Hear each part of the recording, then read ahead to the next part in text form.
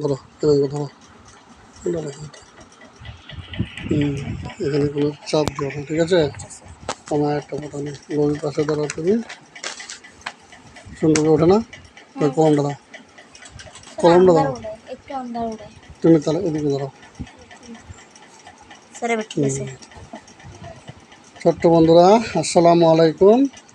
আমি তোমাদেরকে আজকে যারা 2, 3, 4-এ পড়ো তাদেরকে একটা জিনিস শেখাবো।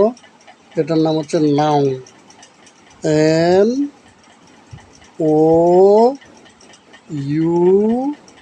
NOUN, noun. কি শেখাবো আমি?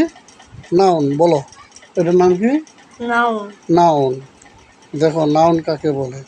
কোনো কিছুর নামকেই নাউন বলে।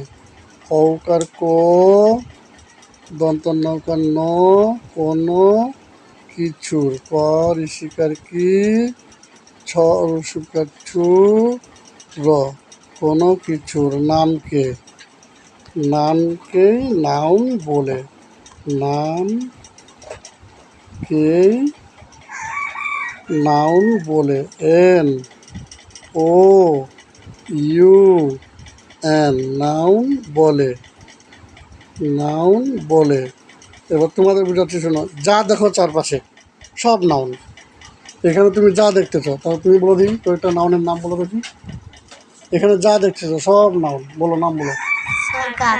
পাখা, গাছ, তারপরে চেয়ার। আমরা কি বলছি? একটা বলছি পাখা বলছি, তাই না?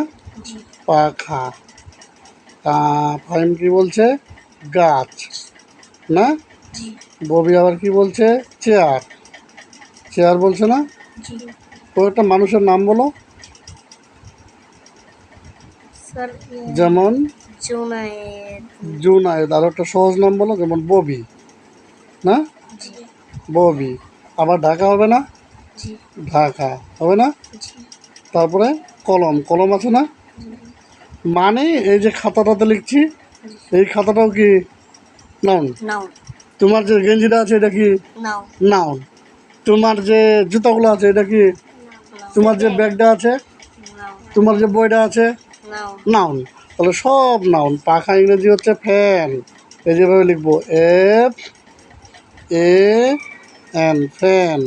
গাছ কি? ট্রি। বলো দেখি আমার সাথে, TREE, ট্রি। চেয়ার কি হবে?